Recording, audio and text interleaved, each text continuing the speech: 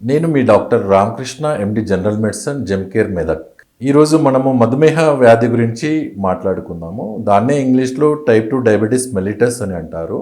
రక్తంలో ఎప్పుడైతే sugar levels మోతాదుకు మించి పెరుగుతుందో అప్పుడు మల్టీ ఆర్గన్స్ అనేవి ఫెయిల్ అయ్యే ఛాన్స్ ఉంటుంది. ఇది మధుమేహానికి గురి కావడానికి ముఖ్య కారణం.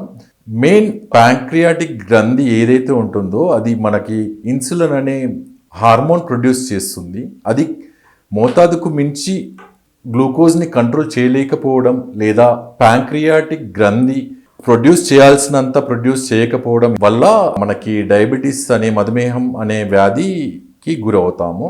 మధుమేహ వ్యాధిలో మనకు ముఖ్యంగా కనిపించే లక్షణాలు వచ్చి తరచుగా యూరినేషన్, పాలియూరియా అంటారు, పాలిడిప్సియా అంటే తరచుగా దాహం వేయడము, వీక్నెస్, ఫెటీగ్ తొందరగా అలసిపోవడము, ఏ పని చేయాలనిపించకపోవడము, కాళ్ళు లాగడము, పెరిఫెరల్ న్యూరోపతి, ఇవన్నీ లక్షణాలు మనకు డయాబెటీస్లో కనిపిస్తున్నాయి. సో కనిపించకుండా ఉండే ఈ సిమ్టమ్స్ని మనం తక్కువ అంచనా వేయకుండా మనం డాక్టర్ని కలిసి రెగ్యులర్గా టెస్ట్ చేసుకొని సరైన ట్రీట్మెంట్ తీసుకోవడం ఉత్తమం.